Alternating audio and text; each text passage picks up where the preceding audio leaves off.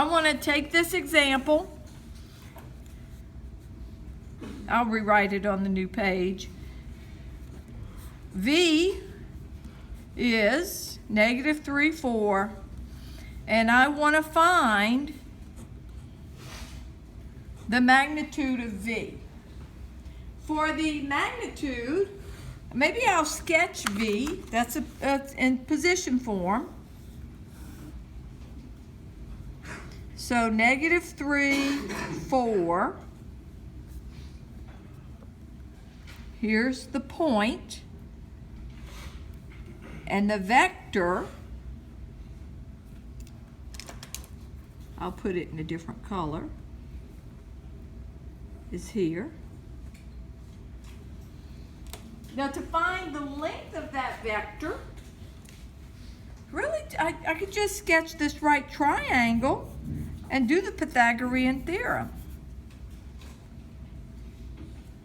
So what's the length of this line that's on the x-axis? Well, I'll say 3. If you put -3, well, the length is positive, but sometimes I'll pull that negative in there, but I'll put 3. And then what about the length of the vertical line? Is 4. And so the length of the vector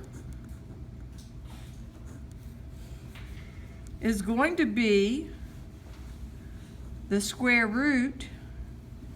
Now I will go ahead and use that minus sign because the formula you would, but what happens when you square that negative?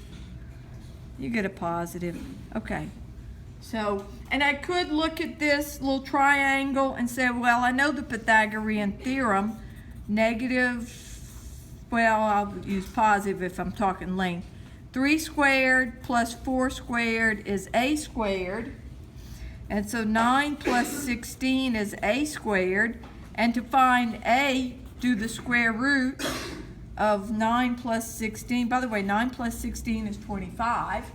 And so a is going to be 5. Now the magnitude is going to be positive. So, and all I did, this is just the same thing right here. So square root of 9 plus 16, you know, and I said 9 plus 16 is 25 because a lot of students, even in Calc 2, will look at this and say 3 plus 4 is 7. No. You gotta, this is a grouping symbol. Gotta add that up first. So the magnitude of V is 5.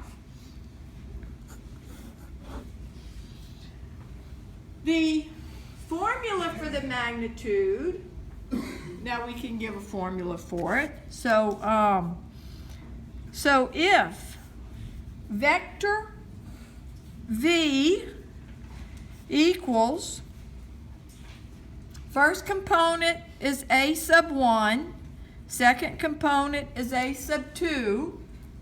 So if that's vector V, then the magnitude of V is the square root of the first component squared plus the second component squared. And what if it's in 3 space? If W is A1, A2, A3, then the magnitude of W is the square root of A sub 1 squared plus A sub 2 squared plus A sub 3 squared. But really, you're just using the distance formula. That's all it is.